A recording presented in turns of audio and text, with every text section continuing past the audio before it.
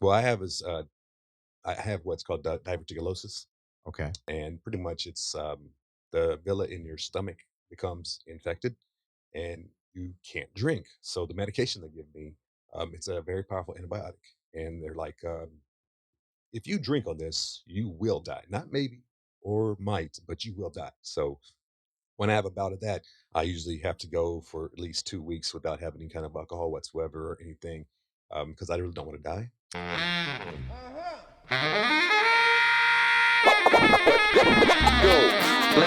Ladies and gentlemen, You are now about to witness The journey that is the Life Choices podcast.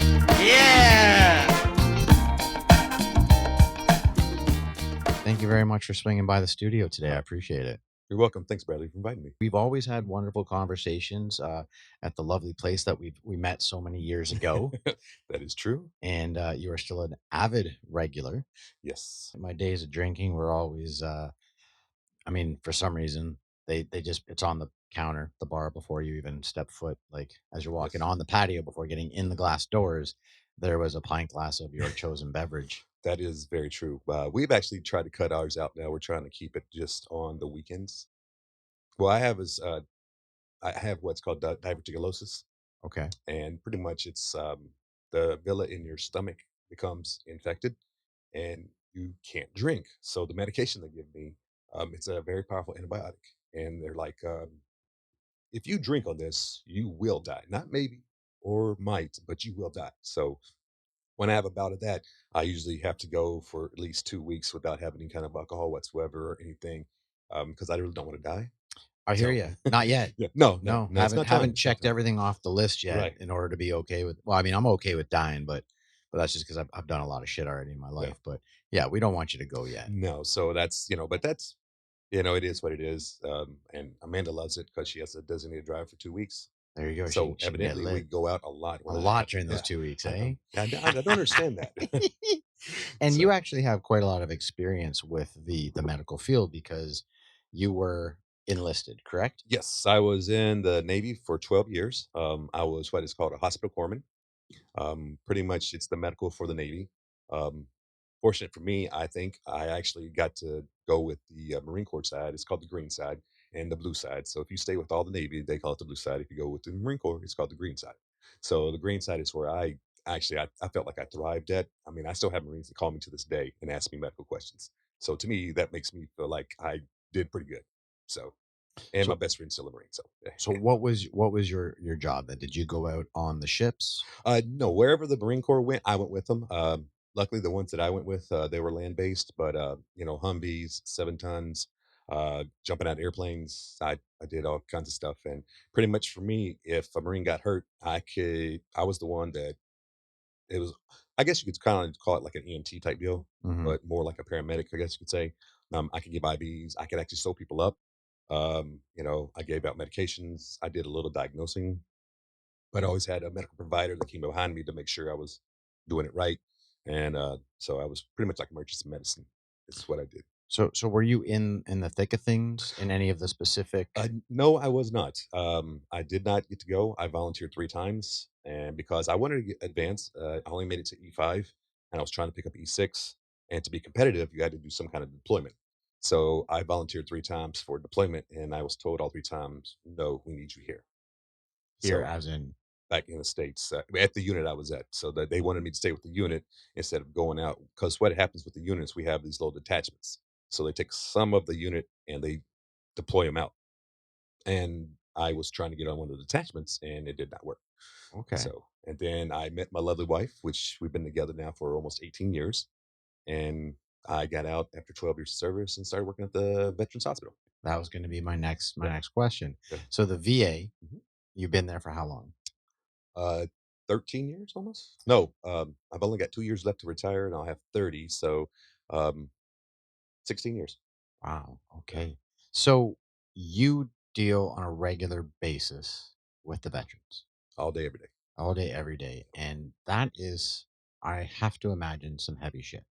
Uh, Actually, you know what? It's actually very rewarding because the veterans that come in there, they need help. And if you're the one that actually can help them, it just makes you feel good about yourself. And I love helping my veterans. I did it when I was in the service. I helped all my Marines. helping people get to their appointments. Right now, I work in logistics, so I deliver supplies so the doctors and nurses can take care of the veterans that they need, and that's what I do now. Is I make sure they get the stuff they need so they can help the veterans.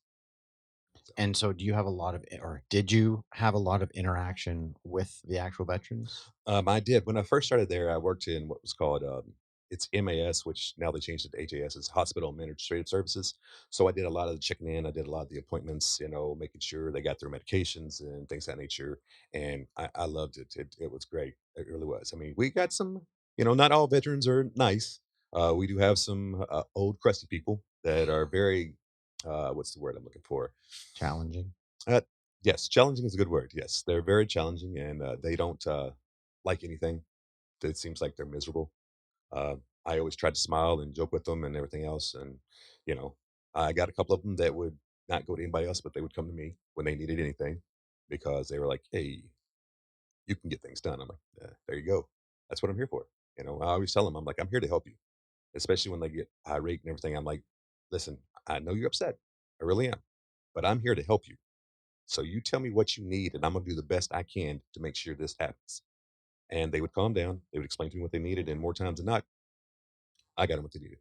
So and that's just building relationships with other departments and everything else. And it's all about communication. It really is. Communication and relationships are two of Yes, very talked about topics on this podcast. and it makes the world go round. It does. Were you not every human being is willing to do what you do for a living or even be part of service anymore. I've never been. I'm Canadian. I've never been signed up for service Mhm. in that aspect at all. Right. I noticed that a fair amount of people that we know have done deployment or been in service. Yes. What was it that drew you to? Well, actually, the reason why I joined the military was because I got fired from my first job that I've ever been fired. The only job I've ever been fired from. I was 22 years old, um, and I had to work 3 jobs to make it for the one job I lost. So I was getting about 4 hours of sleep a day, and it was it was between the hours of like 2 to 6. I worked for a moving company, I worked for a video store, and then I worked overnight in the grocery store. So yeah, it was challenging. And then I was like, you know what? And I come from a very small town in Kentucky, so we had to. I had to do something. I didn't want to end up, you know, being poor and working all the time. So I was like, okay. So I went to join the Air Force. I went to the Air Force recruiter 4 times. Every time I went to the Air Force recruiter, he was out playing golf. The Navy guy, I always sit there and he was like, "You're never gonna get him." I was like, "I got it." I was like, "The first of the month, he's got to meet his quota." He's like, "Yep, he already has people lined up for that first of the month." I'm like, "Are you serious?" He's like, "Yes." So after the fourth time, I was like, "Hey, what can you do for me?"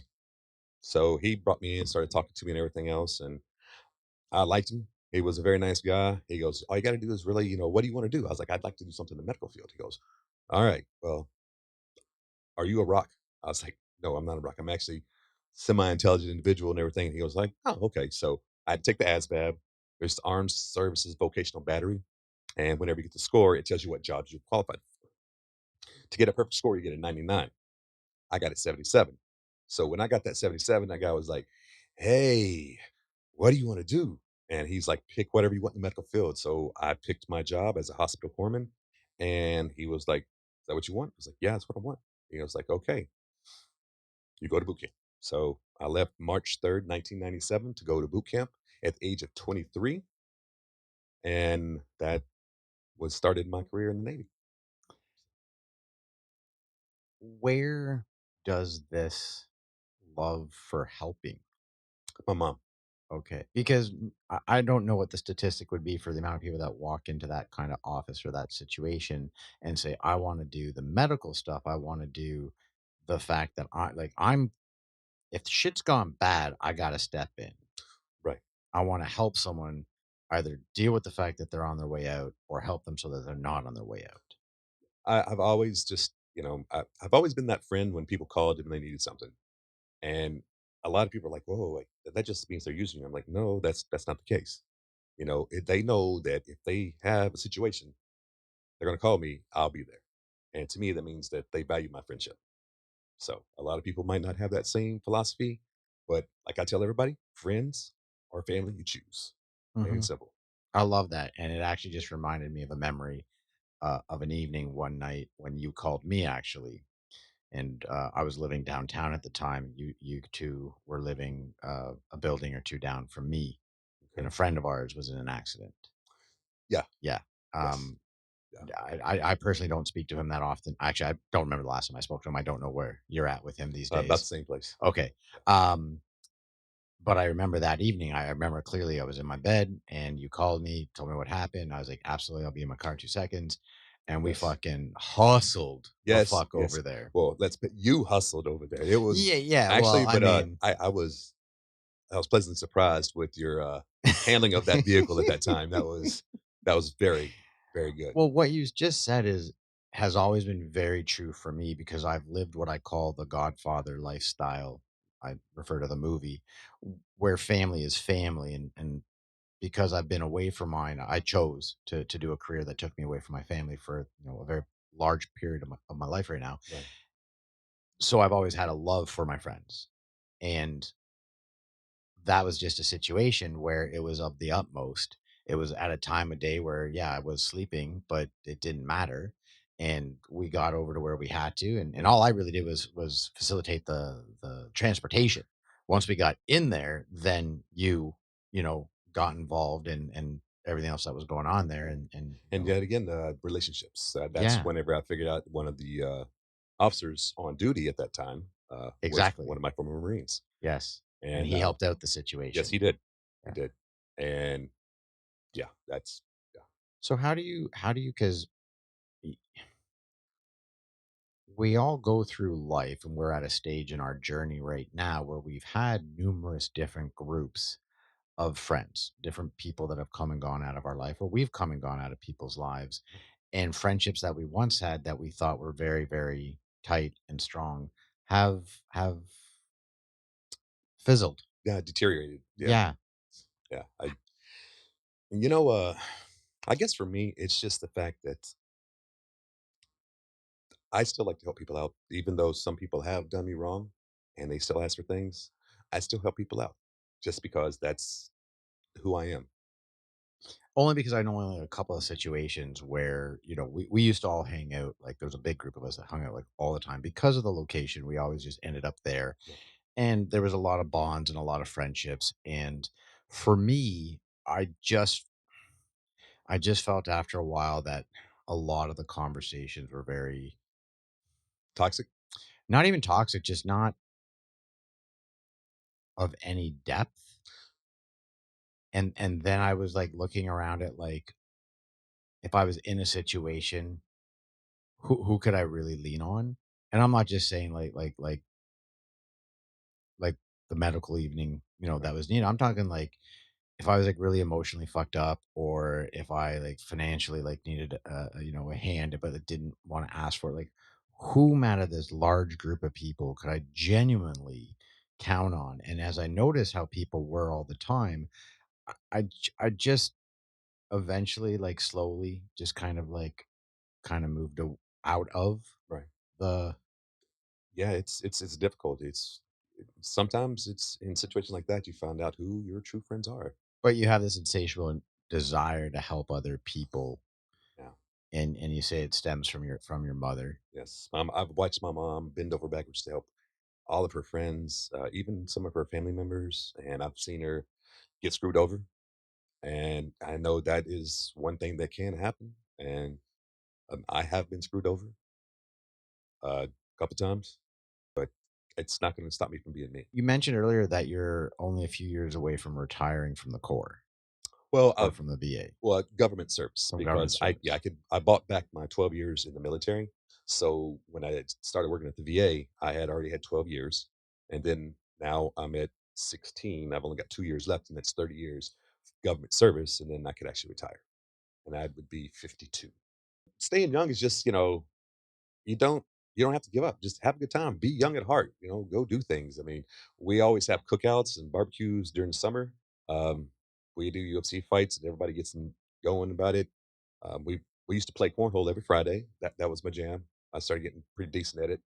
Um, but it's kind of falling off now because everybody's got other things to do. It just goes through phases. Just like everybody in your life, they go through phases. Sometimes they want to hang out all the time. Sometimes it's every now and then. I hear you. That's why, like, I always talk about it, like, all the time how lucky I am to have the group of men that I hang out with, and also we live on the same property. So Yeah, whenever I'm in port, I get to hang out with them. I don't have to venture out too far. yeah, Like even last night, we went out to dinner, and it was a spur of the moment. We don't typically go out, we order in or grill. I don't look at myself and see 46. My brain doesn't compute it because my brain is still acting like, I can do everything. I go to the gym daily so that my body doesn't feel 20 years older yeah. than I am, because that's the only thing that I think people need to understand is you can stay young at heart and you can stay young up here based on how you look at life. Right. But if you don't take care of your temple, Hmm. that shit gonna age quick. Oh yeah, mind and body, And mind and body. but we've put our bodies through hell. We I have have, yeah. been in the arena of drinking. In my younger days, I was in the arena of drugs. We played sports as kids. Like we did shit. Oh yeah, And it's only been the last 10 years that I've been paying attention to maintaining my physical health. yeah. That's one of the things from the military. Um, we used to have to go on unit PT, and as the corpsman, I had to have my unit one with me, which is my medical bag. It's probably about 45, 50 pounds. It's got all kinds of stuff, IVs. It's got a little bit of everything in there. And whenever we went on these PT runs, I would have to wear that. So I've got this pack on my back as we're running anywhere from 3 to 5 to 10 miles. And it's just sitting there smashing right into the small of my back the whole entire time because there's no strap to cinched up here. It just comes on the shoulders and just doing that the whole entire time. And I actually had to go see a neurosurgeon at one point in time because I thought I'd pretty much destroyed my back. So I go to the neurosurgeon. He checks me out and everything. He goes, "Oh, you're fine." I was like, "It doesn't feel fine." He was like, "Just give it some time. You're going to be okay." He goes, Don't wear that pack again." I was like, "Can I get you to write that down?" He was like, "Are you serious?" I'm like, "Yes, I'm in the military. I need you to write that down." So he wrote it down. I took it back. I gave it to my first sergeant. He was like, "Hey, that's what you signed up for." And I was like, "Can we compromise?" He's like, "What you got in mind?" Because anytime we did anything like that, we always had a safety vehicle. So I was like, "How about if we keep the pack in the safety vehicle? And that way, if someone goes down, the safety vehicle's gonna come up here anyway. I can grab my pack and go." He was like, "You know what? That works." So after that, I didn't have to wear that anymore. Uh, then I decided to jump out of airplanes. Or let me rephrase that. I was told I'm going to be jumping out of airplanes. I did not want to do that. Fuck no. They have the drop zone. On the drop zone, you have the safety vehicle. And I don't know how or why, but I love those safety vehicles because I used to hit them all the time. I would bounce off of them, rolling on the ground. I'd pop back up. I'm like, yes, okay, I'm all right. So, but I'm sorry. So you're jumping out of an airplane. How fucking high up? it's usually anywhere from 900 to 1,000 feet. It's not really, except for one quick side note, real quick, jumping out of airplanes. So the first time I jump out of an airplane, it's at jump school. Then I come back to my unit. Then we started doing what's called elevator ops. So what it is they're Hueys, Huey helicopters. You sit on the skid and you hook up with your static line, and then they go up like 400 or 500 feet, or however far up they go, and then you jump off. You parachute down, grab your pack and everything, run it back around, go grab another one. So you could do like 4 or 5 jumps in a day, really easy. So we were doing that. My first jump after jump school, on that jump, I jumped out. The guy that went to jump school with me from my same unit, we both parachuted down. I jump up, you run around and shoot to collapse to make sure no wind gets and everything else. So, ooh, collapse it. Yeah, good job. Woo. I'm like, yeah. He's over like, yeah. I'm like, cool. Then all of a sudden, this gust of wind comes in, woof, takes my chute, drops me, and starts dragging me across. Now, this is a tarmac, like for, Pavement. yeah, for the, it used to be, it's a old Air Force base called Avon Park. So on the tarmac, it's pretty much pavement, so it's dragging me. I have my packing tray on, which my chute is packed in. I have on my cami blouse and I have a t-shirt. It drugged me so far and for so long, I had road rash on my shoulder blades. My buddy, his name is Josh. I tell him to this day he saved my life because that wind was not stopping and it kept on going. And I was heading towards a barbed wire fence. And all of a sudden, I just see this stick there because Josh is probably about 6'5" and skinny as a rail. He just running and he jumps and jibes on my chute and collapses it. And I stop. I'm like, oh man. I was like, do not tell anybody about this. So we get our chutes and everything. We start walking back. And as I walk back, I kind of look over and there's an Air Force guy who has this tricked out drop zone truck with a camera on top. No. He had videotaped the whole thing. Damn. So we get back. It's getting around about 8:30. Everybody's in the main hall and everything. And then they're like, hey, we got a presentation today. Shit. Yeah, they played it for everybody. Oh man, I got made fun of. Oh, for I got sure. laughed at, but it was great. But this is before internet and shit, Oh yeah, right? yeah, This is yeah. before shit could go viral, so you saved that one. Yes, but it was just it was definitely a learning experience, but it was still fun. I enjoyed it. We had a good time. What was the toughest part about being in the Corps? Well, honestly, I loved it. There's because I wasn't a Marine and I was a corpsman, so I wasn't really in the Navy. I was kind of like in limbo.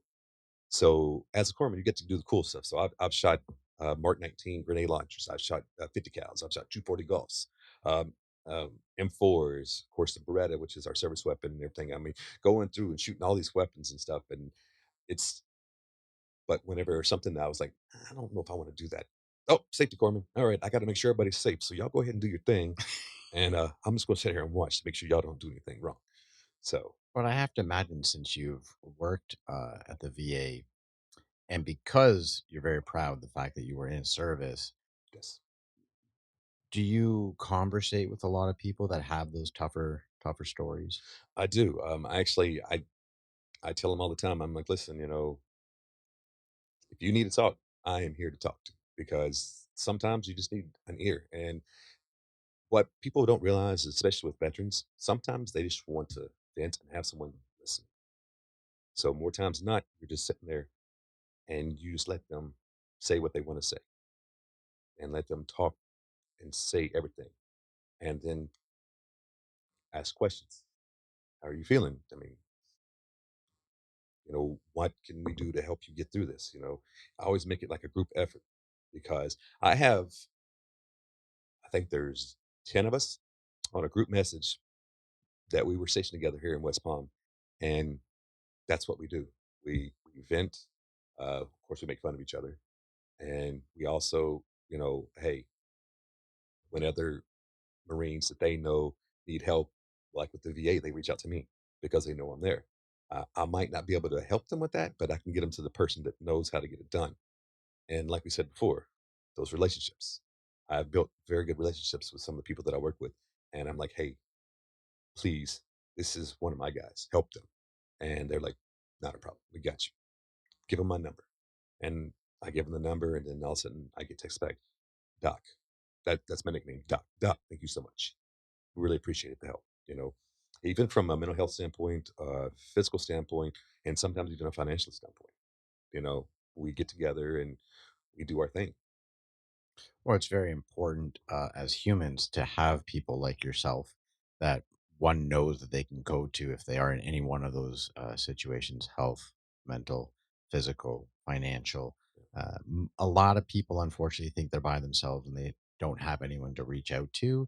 And you're in a field like, again, I'm not American, I'm Canadian, and I was never in the army. So I can only understand it from the level and way in the way in which media and movies have portrayed the events. Mhm. And I do have a level of like when I watch an army movie, I get very emotional because I can imagine what it's like to be that person or going through You that know it. You aspect. know it more than you think because it's just like with your guys. It's a brotherhood. Mm. That's exactly what it is, and it's not your family brothers, but it's your brothers because You do anything for the God that's next to Absolutely. you, and that's what it is. That's pretty much what it is.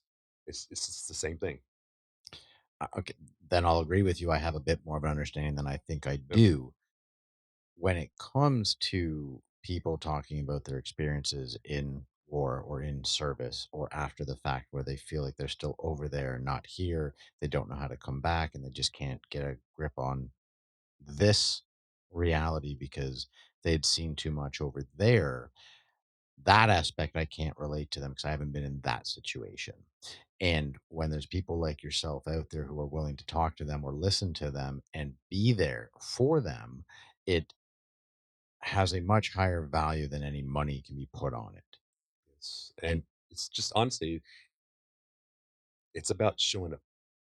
And I say that because even if you talk to people and they talk and everything's good and they start feeling better, the fact that you just show up to them and be like, just shoot them a text. Hey man, just thinking about you today. Everything good? Yeah. All right. Hey, you want to go do this? Just kind of try to bring them out a little bit, get them back into socializing. Baby steps, but it takes time. But like they say, anything worth having does take time. So facts. it's it. So what about because 2 years from now you're going to be able to retire? You don't seem like the individual that I think would be okay just sitting at home doing nothing. uh, Another story. When I got out of the service, it was July of 2009. Um, I was unemployed for 4 months. So the first 2 weeks after I got out, I slept in. I watched TV. I went to bed whenever I wanted to. I took naps. I did absolutely nothing. After 2 weeks, I couldn't do it anymore. So I started doing the laundry, cleaning the house, getting everything prepped for dinner and everything else. I started having conversations with my dogs, and they were answering me back. That's what scared me the most.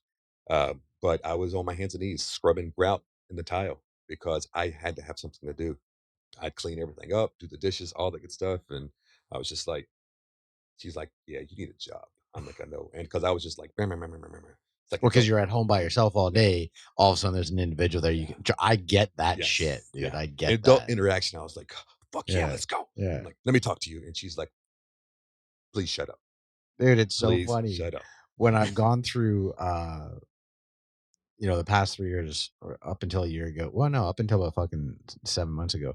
It was a bit difficult with job. I kept getting work on yachts. I just was going through a weird phase. Mhm. And so there was a lot of time where I was just, yeah, sitting doing nothing by myself, no one around. And then when the boys got home, oh yeah, it was instantly. Yeah, And then I realized I was doing it. I was like, "Hey, no, you guys simmer down, man. Let them breathe when they get home. Don't just yeah. fucking jump on them like a dog." Oh, yeah. Yeah. So my question, bringing up the whole retirement and you not being able to sit around, because you're expressing to us here today the level of desire that you have with helping people, and because I know how you are as an individual and how you've built relationships, and there's a big reason why like you and I can go long periods of time without talking, but we have that foundation where, again, if that phone call was made from either side, it wouldn't be a question. It would just be, "Where do you need me?" It would Exactly. just be Yep, done. It was no yep. big deal. And there's not, I could be on, not a lot of people from back then that we hung out with. Yeah, they kinda disappeared a little bit, Like I want to say, not even a full handful right? would I do that for, besides the men that have solidified the life that I have now, Of you course. know? That being said, I'm kind of like a long way to get about it. You're an amazing human being. Okay. You love helping people. Clearly, your wife has to keep you in line to help people, not too much. Yeah. You invite people into your house to keep them safe and help them on their feet. You talk to people on the regular through the VA. What about starting some kind of outreach or I don't even know how you would go about doing it, but I feel like someone like you can't retire. It would be too much of a loss to the community if you just stopped. Yeah, I've had this, conversation with Amanda, and she is against me retiring, because she doesn't wanna be bombarded every day when she gets home. But besides that, no, I've gotta do something. I know exactly what you're saying there, honestly, and thank you for the compliment, I appreciate that. Um, but You're not the only one that's ever said that to me. And with the network that I have, I would love to do something to help out veterans and stuff like that. Um, I do know that there are certain places that I could probably volunteer for and give my time that way and use my energy in that aspect. So that way I can try to help. And then also I I put it out to all my guys. I'm like, hey, listen, if you guys know anybody needs anything, let me know. I've picked up Marines that I haven't even known before because one of the guys was like, hey, they need this to go here. Not a problem. Tell them I'm in a great Tacoma. I'll be there. Mm. And he's like, all right, cool. And that's what we do. So That's what we do for the people that mean the most to us. yeah, It's a fact. I've been in situations before where my vehicle wasn't working or it was in the shop, and then one of the guys that we're never short of cars yeah. I was or going to say that trucks. you got a used car lot over Yeah, there. pretty much. There's half of them are in pieces, and some of them are just there to be used for whatever people need it for. And it's a great thing when you know you have people in your life that you can count on in that aspect. And for me, like time and time again, they just prove it to me how much they're there for me. Even sometimes we get caught up in looking at the ways in which people that we love aren't there for us, like we think they should be there for us in every aspect, but then all of a sudden they show up in different ways that you're just like, well, fuck, dude, why did I even have that thought about that stuff? Like they are just constantly doing what families should do for each other. You're right. I'll be honest with you. I actually talked to like my guys. I've talked to more than my own brother. Dude, I got two older brothers. I love them to death. I do. My nieces, my nephews. I mean, I've now talked to my mom. I want to say probably 2 to 4 times a week now, even though we both know like nothing really has changed in a day for either one of us, but Yeah, we just, hey, how you doing today? exactly. And that's Yeah, it. And I know I should make more of an effort with my actual blood brothers. They're both married, they have kids. Life's busy. I yeah, get that. yeah. And I live on the same property when I'm in port with these people, so it is obviously a lot easier. Right. But there's no question about it. Like you said, the family I've created from the friends that I have, I spend so much more time with them. I see them more. I talk to them more. And then my own brothers, who I spent the better part of, let's say 15,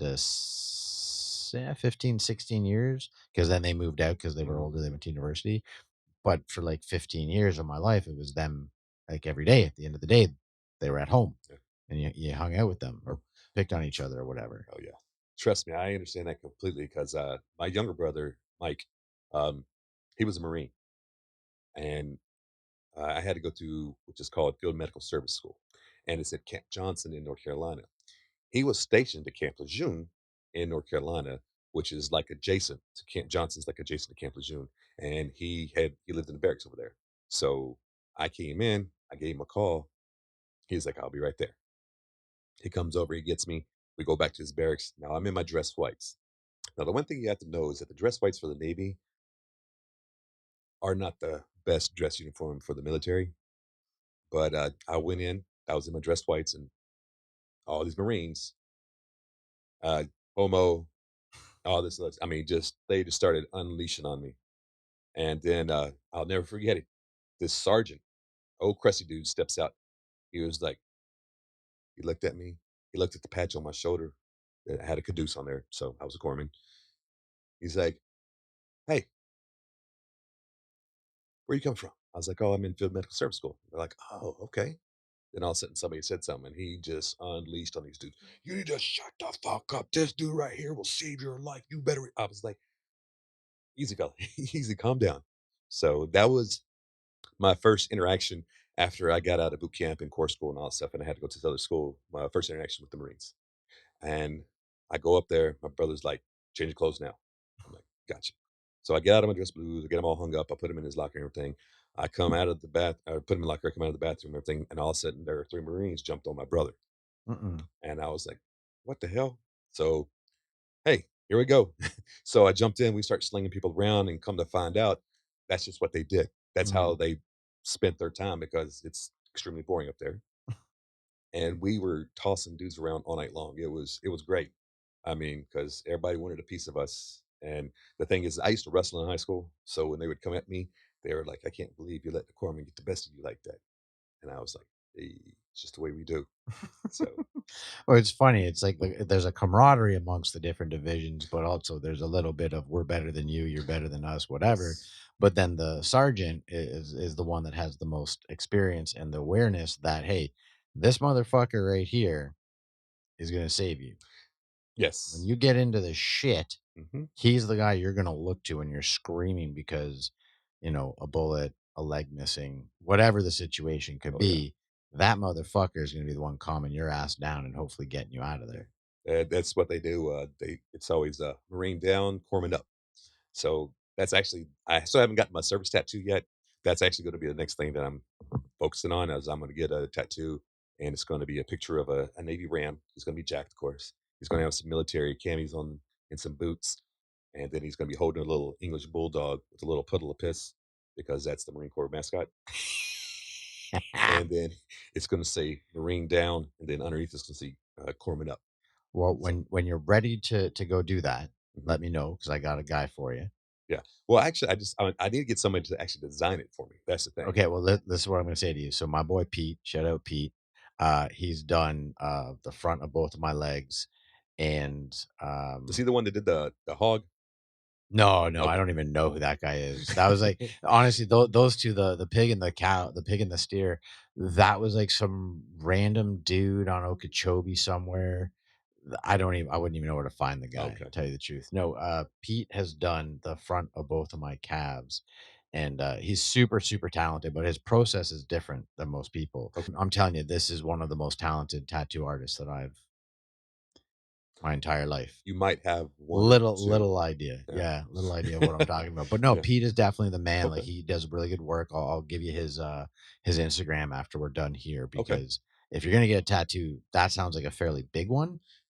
Well, I actually just I want it on the shoulder Yeah. right here, so then now I have my balance, and then I need 1 more over here. I'm gonna get my grandfather's name tattooed here Okay. because actually I did not know when I joined the Navy and I came back home after boot camp because I got 2 weeks off, and, I went to go see my grandparents, of course, and my grandfather was like he goes, "Where have you been?"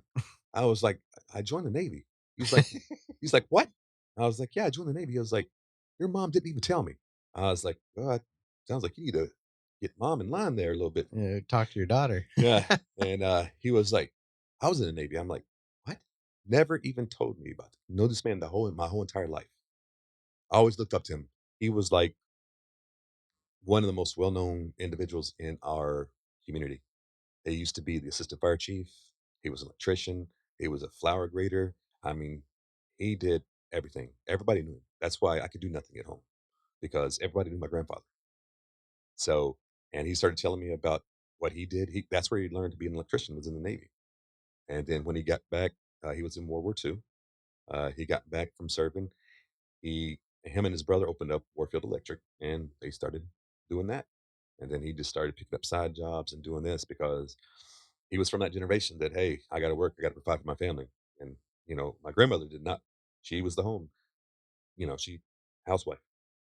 She She chose wasn't. to be the wife that she was for her husband. Yes, It was and way different back oh then. yes, and Way she different. she did all the house chores and she took care of the kids. Mhm. And it always, honestly, it always made me upset because my uncles would complain that dad was never around and everything else. And then one day I just had it and I was like, let me ask you guys a question. It's like, did you go hungry? No. Did you have clothes to wear? Yes.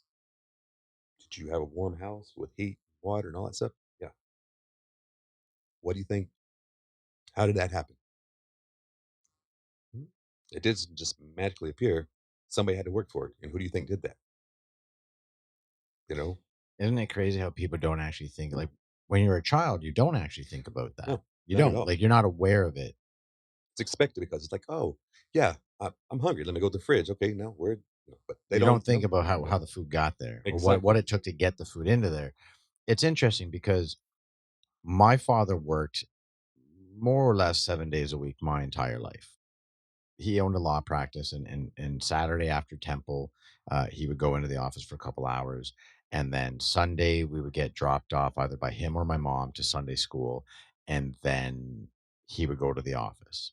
So he was always at the office Oh, wow. doing research or getting ready for a trial or whatever. Oh, he was a Whatever. trial lawyer. Well, he did everything. Oh, okay. My dad never said no to work. So he practiced all criminal, family, real estate, Oh, wow. notary, wills. Like my dad just had a door open for business. Oh, wow. Yeah, yeah. I mean, I wasn't fortunate like the people that I work for these days, but I didn't go without food, without shelter, without clothes. Right.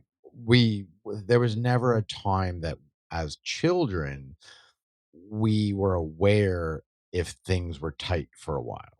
Right. Yeah, and I'm sure there were. I'm sure there were those times, but we weren't aware of it. Nowadays, people don't fucking know what it means to work. No. And then that's why, like, when I say, like, you do not seem like an individual that can retire because we were brought up by individuals that worked. Yes. We were brought up by people that understood that if you don't go to your fucking job, whether you like it or not, you're not going to have money to pay for the bills. You're not going to have money to pay for your kids' food. And they cared about that. They did what they had to do. See, that's you are completely correct. My grandfather instilled in me um, extreme work ethic. Um, it doesn't matter what it is. Let's just get it done. And that is one thing that I always did. Any job I've ever had, they were like, "I need you to go do this." All right, I'm on it. And I'd go and I'd get it done. I'd come back and they're like, "What are you doing?" I was like, "I'm done." They're like, "Duh, there's no way." I'm like, "Yeah, it's done. Check it out." They're like, "Oh crap! All right, this guy knows what he's doing." Cool. And I'll never forget. So one day I come in and one of the supervisors was like, "Hey," I was like, "If I put my time in, can I leave early today? I've got something I got to do." He was like, "Yeah, yeah." He goes, "When you get done with your classes, come see me. Well, yeah, we'll let you out." I was like, "Okay, cool." He did not realize that every day from 7 to 9 is all it took me to get my stuff done. I don't get off until 3:30. So from 7 to 9, at 9 o'clock, I go knock on his door. I'm like, "Hey," he's like, "What are you doing?" I was like, "I'm done." He was like, "You're not done." I'm like, "I'm done." He's like, "No shit." I was like, "Yeah." He's like, "Damn." I got him calling me doc too. He's like, "Damn, Yeah. doc, I can't let you leave at 9." He's like, "You might as well not even come in for today." So I was like, "All right." I was like, I was thinking 12. He's like, 12 is fine. So, and then I did that every day. And then what I did is I would go and I would ask anybody else. I'm like, "Hey, you need some help with something? You want me to do this, do that?" I'd always ask people if I can help them because I firmly believe in the one team, one fight. So as a team, we should all work together to get it done. And I try to explain these to some of the people that I work with that if we all work together and we get this stuff knocked out, we could be done with everything by noon. And then whatever else we need to do, go make ourselves busy, Mm. so to speak. Have less stress in the day because you already Mhm. got the work done by everyone pitching in to do it. Exactly. Yeah, the And work ethic nowadays is a bit different. Our a little bit. parents and our grandparents were brought up where it didn't matter what it didn't matter if you liked it or not. You just fucking did it because you knew what the result was, which is I'm going to be able to go home and pay for my kids this, have house, shelter, food, whatever, and it made sense. Yes. Now people just don't. They think they should just get the paycheck for just being there. Showing up. Yeah. Yes. And showing up's important, but Yeah. like you mentioned earlier before, like you got to show up for yourself, and show up for those that you care about. See, I don't know if it's just if to be honest with you, I don't know if it's just they're lazy or they have no self pride in their job because that's what drives me because I want to be known as hey, this guy takes pride in what he does. Look at this, and it's amazing, and that's why now I have two warehouses that I have to manage because I opened my big mouth and said, "Hey, I need more work to do," and they're like, "We're going to fix your wagon," and they did. They gave Yeah. me a lot more work to do. So Damned if you do, damned if you don't, right? yeah, Because we were brought up in a time where doing good work meant something. And when you do such work and the people that are above you will speak words that make you feel good, like when people say like, man, you don't even know that he's here. That's how quickly he works. Or yeah, whenever you open up the closet, like I mean, exactly the way you would want it, like, you're just like, fuck yeah, dude. Like, I had a captain who, obviously when I'm looking for a job, people call for references, and this one captain says, "I'll be honest with you, you walk into the galley, you're gonna be confused as to, like, you'll be like, I didn't even know if he was cooking because the kitchen was so clean." Like, and that's just like, It's again, I'm doing a new gig right now, and the people that I work with, uh, I made a couple of comments the other day, whatever, and they asked me something about cleanliness, and I was like, "Yeah, I just kind of like I cook and I clean." Oh, it was dishwashers. I don't use dishwashers. I got hot water and soap, and I do everything by hand because I need it. I need to use it again. I don't want to right. wait for a dishwasher before I can get something back. So wash it by hand, air dry it, which is the safest way to dry, and then back to cooking. And the person comes in the kitchen, the galley, whatever you want to call it, today, and they look around like, "You really are a clean cook." Like, I mean, yeah, that's just the way it is. Like, I don't want to work in a messy area Yeah, because that speaks more about the personality that I have. yeah. And a lot of that has fallen down to the wayside with a lot of people these days. I like cleaning the house just because. Can't get yelled at for making the mess you made. Well, no. Well, actually, I'm not messy. Amanda's the messy one. Ah, Yeah. I hope she doesn't see this. right now she's watching this and she just smacked you. Yeah, yes, I can feel it right back here. Well, Trevor, I want to thank you very much for coming by the podcast today and sharing with us your experiences, both in the core and in life in general. You are an amazing human being. And I'm going to say this, you say you retire in 2 years. Yes. So I'm going to make sure that Life Choices podcast is up here in 2 years. And the Life Choices podcast will go into into a venture with you when you're ready to do it.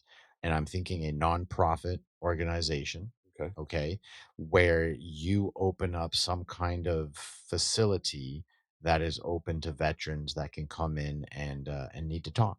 Yeah. So like, I don't even know what that would look like, what it might be, but Yeah. you got 2 years to think about it. I got 2 years to get Life Choices to a higher level. Right. And I'm dead serious. Okay. Like, I would absolutely, like, there's very few people in my life that I would back on something. And I think the human that you are and the ability that you have to create relationships with people where they will always reach out to you and you can always reach out to them is way more of a value than any dollar bill would. And I think you would be an excellent um, face for a nonprofit organization with regards to veterans. Thank So you the very Life much. Choices podcast Yeah. will back you in 2 years if you are ready to do something like that when you're into retirement. Yeah. Well, thank you very much, and thanks for having me on. This is the first My time I've ever done pleasure. something like this. It's actually pretty cool. Right? Yeah. A little fun? Yeah, it is. It is. Awesome. I'm glad you had fun. For all my lifers out there, thank you very much for coming back each and every week. And we'll see you here next week, Tuesday at 2 p.m. on the Life Choices podcast. Much love, everybody.